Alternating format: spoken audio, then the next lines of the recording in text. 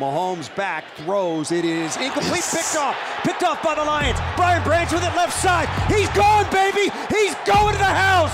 Touchdown, Detroit Lions! Deflected in the air, Branch ran under it, and he took it all the way back.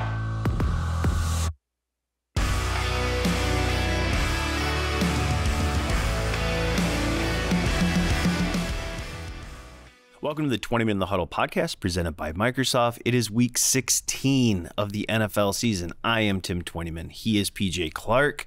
It is another episode of the Twentyman in the Huddle podcast, and I've got a good one here. I got Kevin Seifert on. This week he's going to break down Minnesota. A certain quarterback who threw for 5 touchdowns, I think, is going to stop by and chat with me for a little bit. It's a good tease. Yeah, thank you. Thank you. And then we have the key matchup segment, as always. And so one of my favorite segments, especially doing it with you.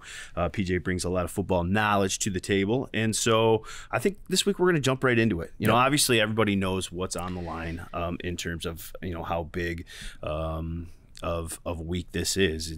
You can do something for the first time in 30 years. There's an excitement around the city. There's excitement around the football team, but I get a sense from the guys in the locker room, and I think they've done a good job with it, of business as usual.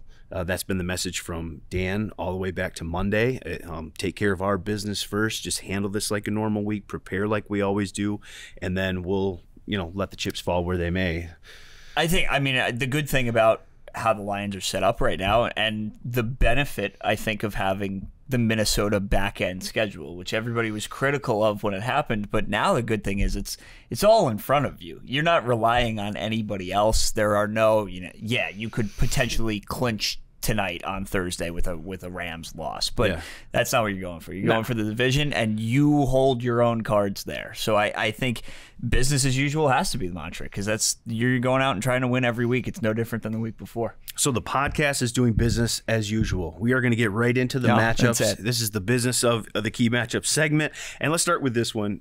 Peach is offensive coordinator Ben Johnson versus Minnesota defensive coordinator Brian Flores, because I think that is a very interesting dynamic to this week's contest. You look at Brian Flores and the job that he's done over there in Minnesota, and it's weird because usually a team is either pressure heavy, or they're coverage heavy. And when you look at Flores, I mean, he'll bring the blitz and do cover 0. They blitz about 47% of the time, I think Pro Football Reference had him at. But then the very next play, you'll see them, drop 8 in coverage and rush 3. And so they're not really one of either. They're both, and I think that's an interesting dynamic. And they're the most unique defense in the league, because they're highest in blitz rate, but also highest in drop 8. So it's a lot to look at, and it's a lot to kind of comprehend. And they've been so good against the run all year. They have a lot of different new personnel. This is a really different team that they kind of came in, obviously, without Cousins. Offensively, it's a different team, and Jordan Addison's a big add. But defensively, they flipped a lot of this roster from the usual suspects that Lions fans are used to. Danielle Hunter, obviously, still around. He's the big one, but you're starting 2 young linebackers. You got Josh Metellus, a Michigan guy that Lions fans might be familiar with, but he's taken a lot bigger of a role this year at safety. It's a different defense that Brian Flores has never been afraid to send the house, and certainly has not this year. Yeah, they're 7th in points allowed. They're 13th overall. They're 5th against the run. And I thought a very interesting stat that I saw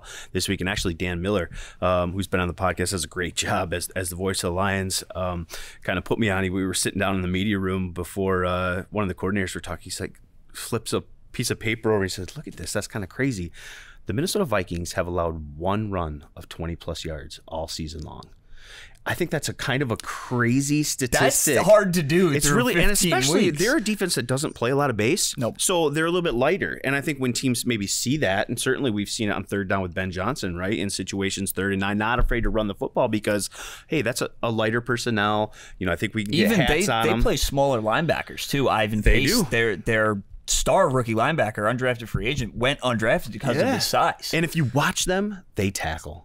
They tackle so well, and they, They get crowd to the football. To be a defense that doesn't play a lot of plays sub packages a lot, blitzes a lot.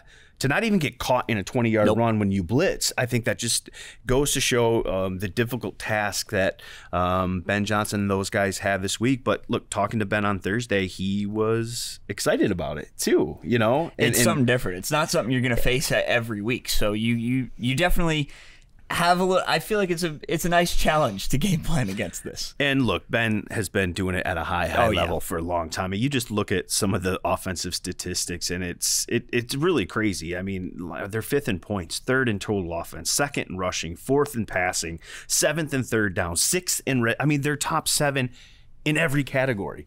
And I think last week was kind of the culmination of what you can see when this offense is really humming, when they get Amon-Ra St. Brown for 100 yards, when they get 185 yards from their run game and 100 from JMO, when they get LaPorta on one-on-one matchups and get 3 touchdowns, when Jameson Williams is impactful, not just a big play here or there, but 4 catches, 47 yards, some tough catches.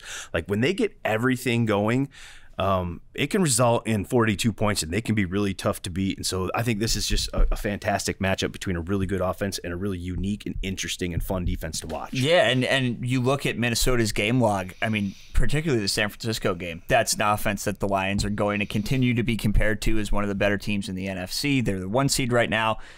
Worst game of Purdy season, worst game of McCaffrey season. They stifled the San Francisco offense. Jordan Love had a tough time, 229 yards against the Vikings. Russell Wilson was under 260. They've done a really, really good job of keeping quarterbacks in check, especially recently.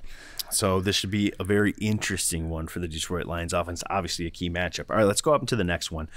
Cam Sutton, cornerback for the Lions. He's been playing some really good football over the last... Barely gets thrown at anymore. Over the last 3 weeks. And obviously it'll be interesting to see what the Lions decide to do, but he's going to face Justin Jefferson, who missed a big portion of the season with a hamstring injury, but he's back. We all know he's one of the best wide receivers in the league. Will the Lions travel Sutton with Jefferson? Will they trust sides? It'll be really, really interesting. But they trusted him against Cortland Sutton last week. I think they threw at him twice, and he caught 1 for 8 yards.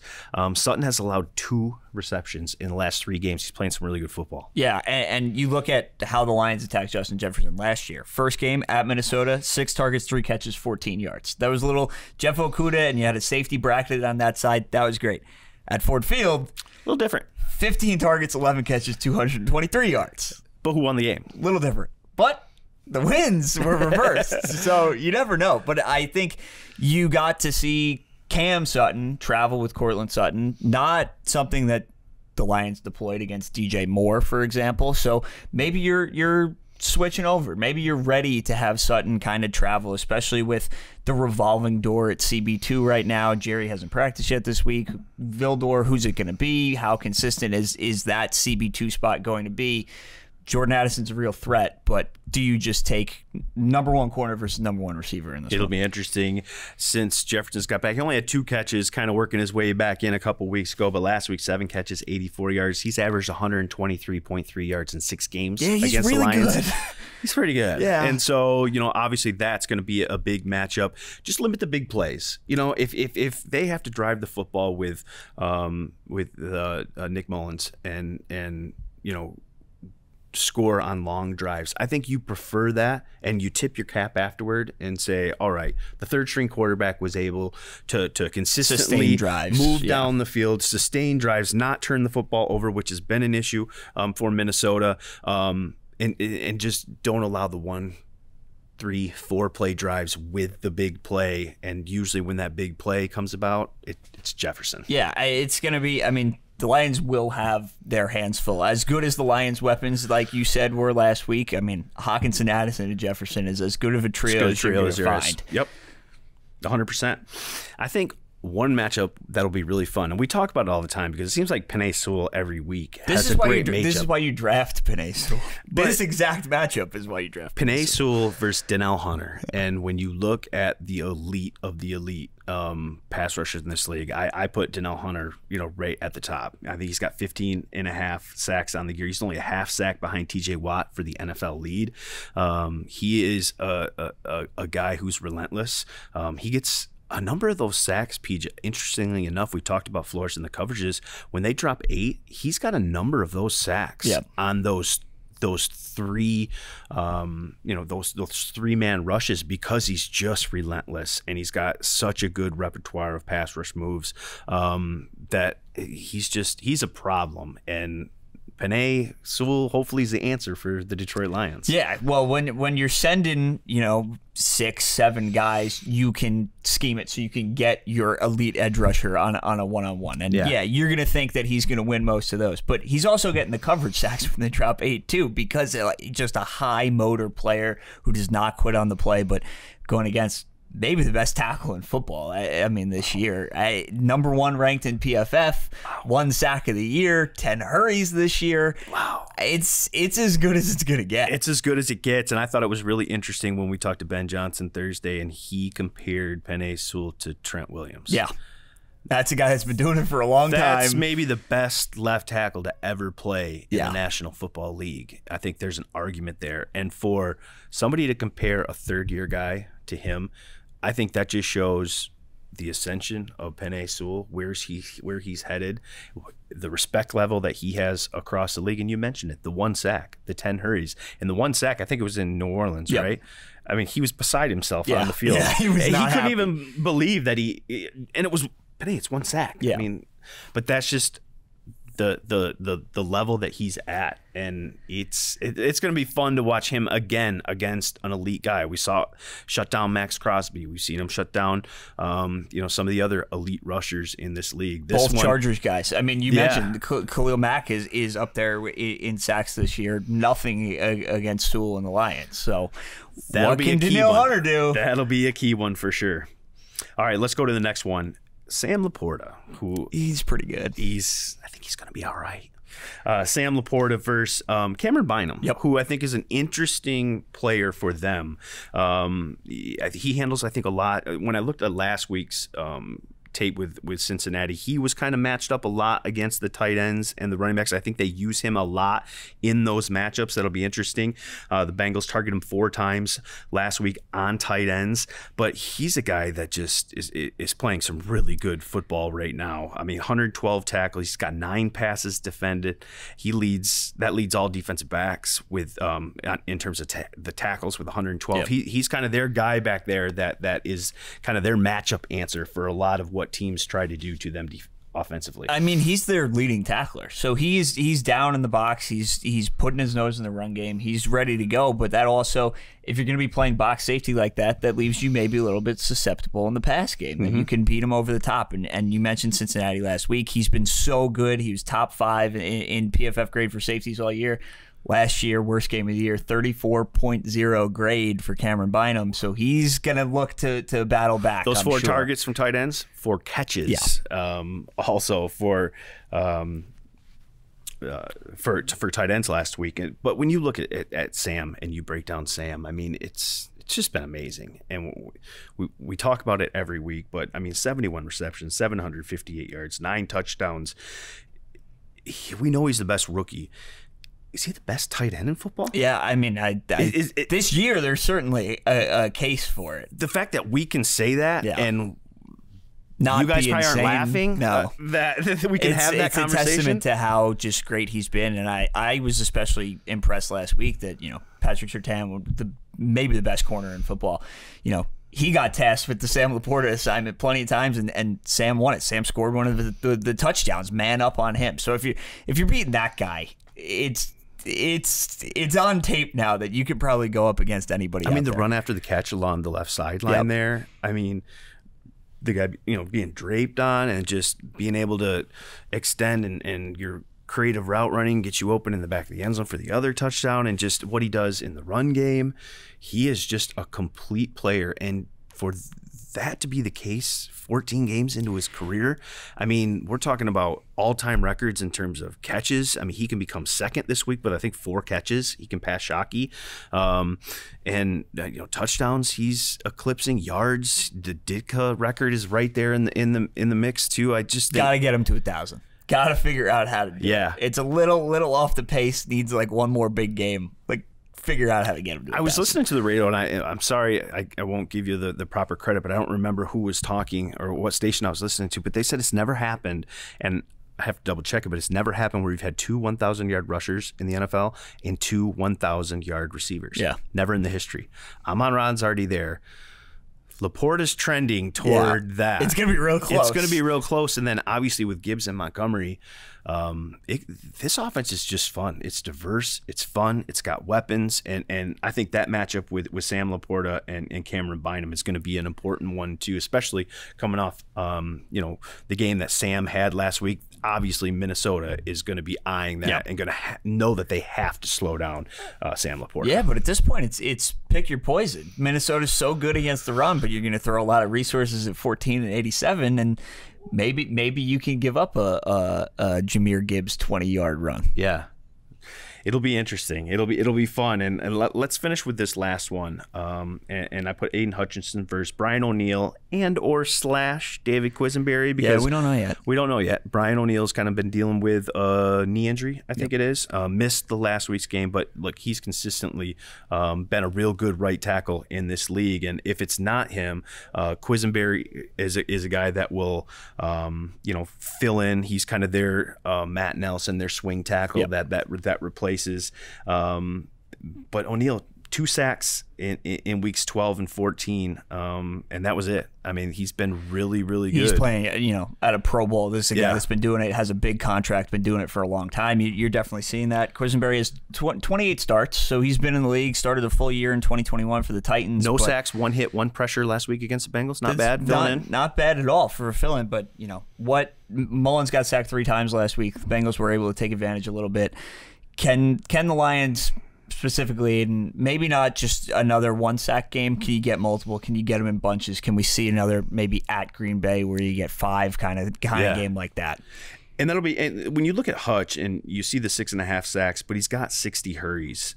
He's 3rd in total pressures with 89. He's 4th with 16 quarterback hits. He's getting production, but it hasn't just resulted so much in finishing with sacks. Yep. But I think the big thing, Peach, that's developed over the last couple weeks is he's getting help. You look at guys like John Kaminsky and Josh Paschal and what they've been able to do opposite him, and I think that supplements what you're going to get from Aiden, which is consistent pressure. Maybe not always a sack, but it's going to be consistent pressure. He's always going to be around the quarterback, and when he gets help from those guys on the other side, that to me is when Detroit's pass rush is really at its best, and I think we saw that a little bit last week. Yeah, if you can get Kaminsky and Paschal on the interior, especially with Bruce Irvin maybe on the other side, that's a pretty formidable line. You're going to get some at least penetration in there. Aiden, like you mentioned, hasn't finished maybe as much as you would like him to, but an example last week was able to hit Russell Wilson's arm, kind of threw up a duck that Kirby could have had an interception on that. But those are the types of plays that the pressures result in. They don't always have to get sacks, but if you tip that ball maybe a little more, it hangs in the air just a second longer. Kirby, that's a turnover. So you're going the other way. He's so close. He's close. He's so close on so many of these that maybe this is the week it just goes. Seems like when he does, it's such an impactful play. Yep. And that's why I think in such an important game, that's why I wanted to highlight that matchup, because when they kind of need a big play, and we've seen it the last 2 years, whether it's an interception or a fumble, how they ended the Chicago game, it's just it seems like he's right in the mix there, and he's part of that. And they'll certainly need him to be this week if they can win a game and clinch a division and meaningful December football. You look to your stars when the chips are down. No, 100%. And so it should be a fun one. Yeah, it should be a fun one. I'll be there. I love that atmosphere. That's one of my favorite places to play. The whiteout, US Bank Stadium. Crazy. The whiteout's going to be, and the skull and everything. But I love what Dan said about when he said early in the week, when he said, "Look, I don't want it any other way." They're the defending NFC North champions, and we get an opportunity to go to their place. You got to go in there and take it. And take it. And I think the guys have embraced that. He has certainly embraced that. It will be fun. It'll be loud. We will be there. We will do a podcast afterward, as always. And stay tuned, because I've got Jared Goff and Kevin Seifert to break down this matchup and everything Minnesota. So stay with me. 20 Minute Huddle podcast, Week 16. Potentially division winning Week 16. Fun stuff.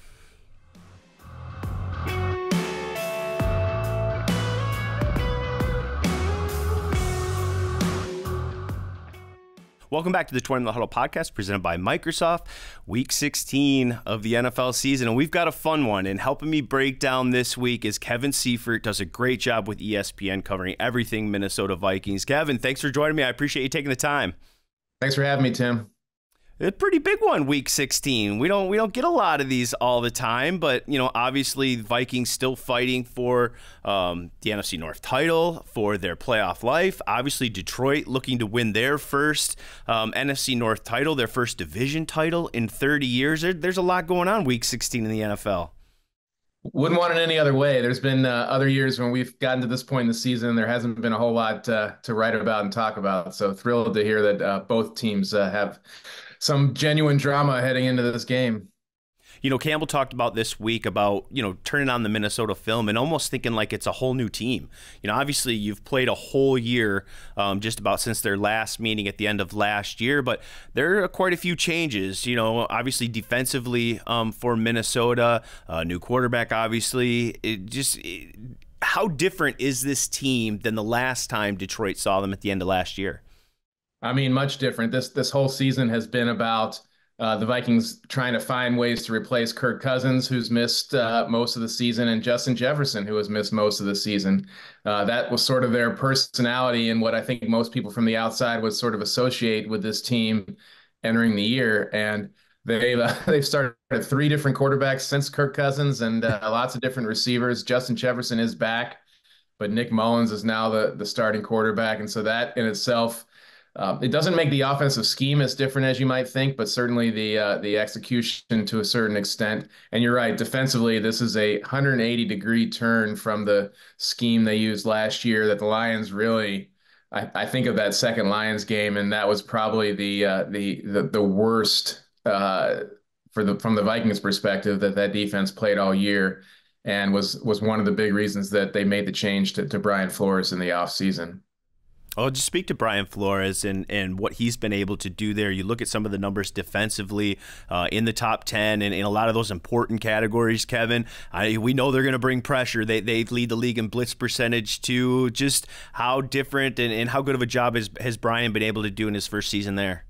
I mean, he really has turned it around with basically the same personnel. They did let some players go from last year's defense. Eric Kendricks, Dalvin Tomlinson signed with Cleveland, Patrick Peterson left. But the players who are on the field right now, for the most part, were on the Vikings roster last year. So he has really basically changed their entire personality from being a very passive, sit back, put a top over the offense to really attacking, aggressive. They lead the league in blitz percentage. He's actually introduced a new combination of blitz and coverage that really the NFL hasn't seen before, which is normally when you have 6-man fronts, you have, cover zero or some sort of man-to-man behind it because that's all you can do. But he's actually used a lot of zone back there, and that's really thrown offenses for a loop, I think. And they really only have the one proven pass rusher in Danielle Hunter. He's got 15.5 sacks, and the rest of the pressure has really been scheme based. So Brian Flores has done, one of the best jobs, I think, of any coordinator in the NFL, especially on the defensive side. They have struggled to finish some games and have given up some late leads recently here. But from an overall perspective, it's been a night and day difference on their defense. You mentioned Nick Mullens. He gets the start this week. Played good enough to win the game last week. Obviously, a tough overtime loss to Cincinnati. But what does Nick do well? Does this offense change much with him there? And maybe where's one area he needs to maybe tighten things up a little bit? Yeah, the interesting thing is that I think of the guys that they have that are healthy now, the rookie Jaren Hall and Josh Dobbs.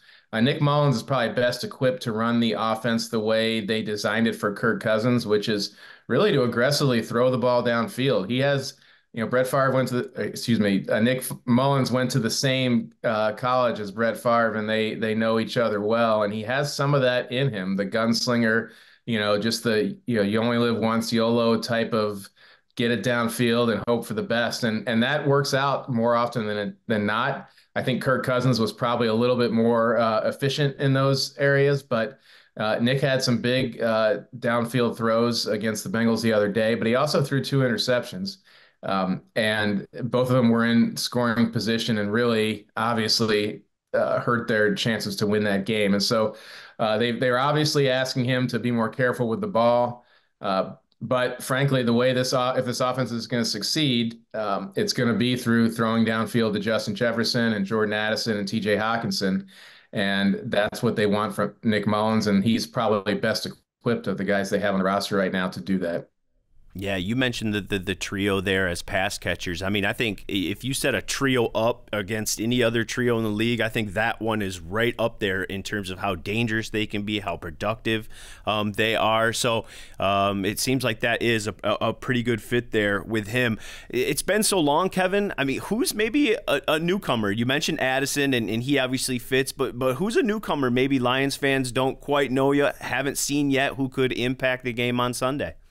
Yeah, I mean, another a guy that's a newcomer even for the Vikings is Ty Chandler, their running back. Alex Madison, who replaced Dalvin Cook as the starter this year and started the first, I think it's 12 games, has had an ankle injury, and so he didn't play last week in Cincinnati. I'm not certain that he's going to be available for this game against Detroit. And in his first start, Chandler had 132 yards against the Bengals, and it was the first 100-yard game that they have had since Dalvin Cook last year in Week 10. And so their running game has not been very good this year. Chandler has a little bit more juice. He ran like a 4.38 in the 40 at the combine a couple years ago, has some elusiveness, and probably is their best running back at this point on the team. And so I suspect he'll be taking the majority of snaps, if not all of them, from the running back position against the Lions. And Vikings fans are learning about him at the same pace and timing of the Lions fans will. Yeah, it's funny, 4.38. We got a guy over here, Jahmyr Gibbs, who's turned out to be pretty good. Same kind of guy, 4.38. What if? Yeah, I know your coordinators talked earlier in the week. I'm just curious, maybe what's been the conversation about Detroit, about where they stand, about this football team, and the challenge maybe ahead of them on them being the Vikings on Sunday. Yeah, I mean, they know from last year's games, they had to fight and scratch and crawl their way to a win in the first matchup at US Bank Stadium last year. The Lions had a great chance of winning that game, and then they really got it handed to them. I think they realized in that second game where they just were not able to stop the Lions offense at all. And so I think they are going into this game knowing it's going to be very physical, that the Lions are going to be as motivated as they've been in decades, I would imagine, to get this thing closed out. And that I'm sure it would be especially sweet for them to do it at US Bank, where they, in the Lions sort of downtimes, lost a lot of games in there and at US Bank, at the Metrodome as well. And so I think they the interesting thing is that Kevin O'Connell and Wes Phillips, the offensive coordinator, both had relationships with Jared Goff in LA, and so they know that. And I think what Wes Phillips said yesterday is, that they know he can make every throw. They know he will make every throw if unless there's a severe amount of pressure on him. And so they're prepared to have to disrupt him, or know that they're going to have to disrupt him in order to get him off of his game. And so that's an interesting subplot as well. They're very familiar with how good Jared Goff can be. And again, I'm talking with Kevin. Seifert does a great job for ESPN covering everything Minnesota Vikings. Just a couple more quick ones, Kevin. Maybe a matchup or two that you think is going to be real critical to somebody walking out of US Bank with a win on Sunday. Yeah, I mean, to me, and this has been the case for the Vikings whenever Justin Jefferson has played, is that we're assuming that the Lions are going to come up with a type of coverage that they usually don't play in order to get Justin Jefferson the attention that he needs to get. And so the matchup will be, can Justin Jefferson still beat that type of coverage? And if not, or if Nick Mullens doesn't throw his way, can Addison and Hockenson compensate? And we saw a lot of that last week in Cincinnati, where they did get the ball to Justin, but Addison made the big plays because he was, in a couple cases lined up against linebackers. And so that was the way the Bengals chose to approach it. And they always have Hockenson there in the middle as well. And so to me, that's the matchup. The Vikings defense has been pretty good for the most part all year in terms of, after the first few games, in terms of keeping teams in position where they're at least within striking distance. So can the Vikings score enough points to win? And that, to me, is the matchup: is will they be able to capitalize on whatever exotic defense the Lions end up using against Justin Jefferson to make some big plays? Yeah, I think it'll be big up front too. I'm looking forward to Danielle Hunter and Taylor Decker and Penei Sewell. Lions got all 5 of their top offensive linemen back for only the 4th time all year last week. They came out of last week pretty healthy. That's obviously the strength of this football team. And so how they can handle some of those blitzes and some of those odd man fronts and shift guys over responsibilities and just protect up front, that's obviously been the key. If Detroit could run the football and they can protect Jared Goff and get that play action game going, as we saw last year against Minnesota, they're tough to defend. So I think how they handle Danielle Hunter, I think, is going to be a big one in this one too. Absolutely. And Danielle Hunter has been, he's had a career high in sacks at 15.5. A lot of them, crazily enough, have been when the Vikings drop 8 and only rush 3. And so what's happened is, and because Danielle Hunter is just one of those grinders, he has a lot of great moves, but he just never gives up on plays. And so a lot of times what's happened is you'll see a quarterback go back and suddenly realize instead of getting blitzed, there's 8 guys in coverage, and he's struggling to find someone to throw to. And Danielle Hunter just keeps grinding and finally gets to him after 3-4 seconds. And so that's where a surprising number of Danielle's sacks have been just continuing to pursue when the quarterback can't find anybody to throw to. And so that's something to keep an eye on as well. Injury-wise, how's it looking for the Vikings this week? Yeah, again, Madison, he didn't practice. They had a bonus practice yesterday. He wasn't out there. I'm not optimistic that he's going to be able to play, or at least a big role in this game. And the other guy to watch is Brian O'Neill, their starting right tackle. He sprained his ankle 2 weeks ago, didn't play against Cincinnati, was also not on the field yesterday during that bonus practice. I think that's a little bit more fluid right now, but there's potential that the Vikings will have to go the second straight week with David Quisenberry at right tackle. He's sort of their swing guy. He started at both left and right tackle this year for various reasons, and he's pretty good in that role. But obviously, Brian O'Neill has been a Pro Bowler, and that would be the guy the Vikings would like to have out there if they can. Yeah, especially with Aiden Hutchinson and Bruce Irvin and some of those guys on the edge looking to make their mark on Sunday. Well, U.S. Bank Stadium is one of my favorite places to go. The atmosphere in that stadium is electric, and I can't even imagine what it will be like with everything that's on the line Sunday. Kevin Seifert does a great job with ESPN. Thank you so much for joining me, Kev, and I'll make sure I stop by and say hello in the press box on Sunday. Same thing, Tim. Good to see you. See you Saturday or Sunday.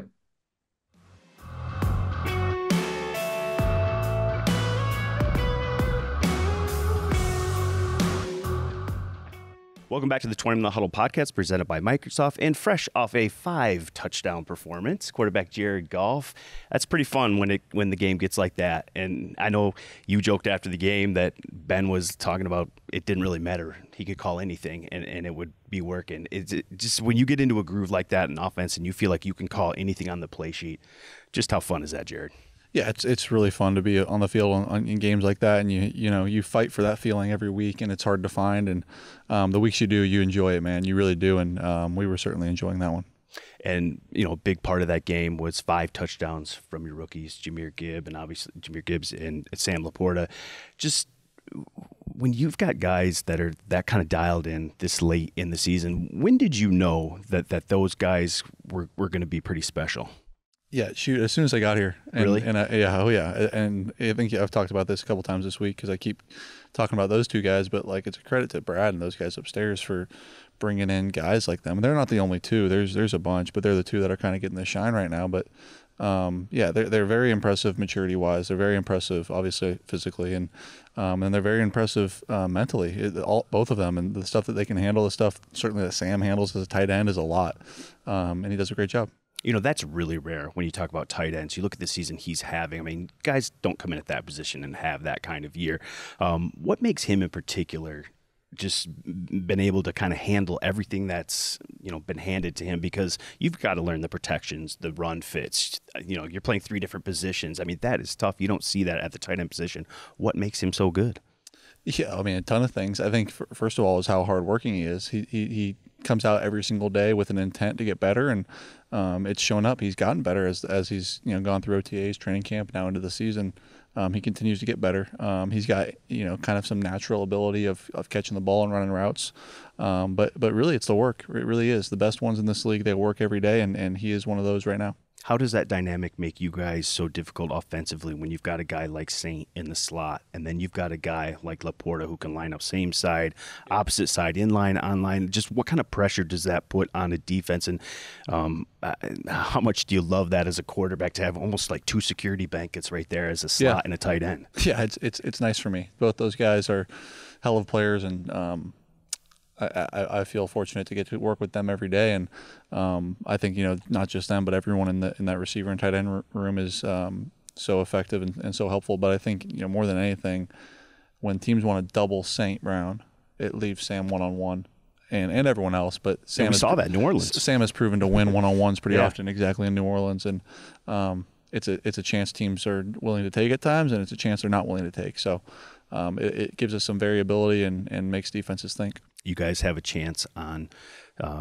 Sunday to win the first division title in this city in 30 years. I know you've won a division title before. You know how big that is, what it means to have that home playoff game. Just what will that mean to you? What will it mean to the city? Yeah. And what will it mean to the team? Yeah, it mean a lot to us. That's our first goal this year is to win the division, and we've got a chance to do it. We still got to go out there and do it. We got to work hard this whole week and find a way to win in a tough environment against a tough team.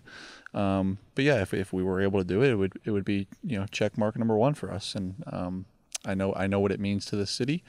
I know what it means to, you know, the people that have been here a long time, but for us, we're focused on this year's team and what it means to this year's team, and it is our first goal and something we're trying to attain still. How important is that playoff game at home, and especially when you've seen the environment here for the home games? You saw what it was last Saturday. We've seen primetime games here. Can you even let yourself imagine just how much of an advantage that would be for you guys? Know, I'm not going to talk about it until it's real, so I get it. I respect that. I can imagine what it would be like, but we've got to go earn it. We really do. And we got the Minnesota Vikings standing between us and that, and they're going to try to continue to stand between us and that, and we've got to find a way to beat them, and they're a great team. Well, let's talk about them for just a second. Defensively, Brian Flores has done a great job, completely changed that scheme, and you look at them on tape, just maybe what jumps out to you, Jared, when you watch that defense? Yeah, the uniqueness of it and the amount of pressure they bring is obviously the first thing you see, and that's kind of his hallmark, as he's been calling defenses for quite some time now, and they're good at it. It's effective. They're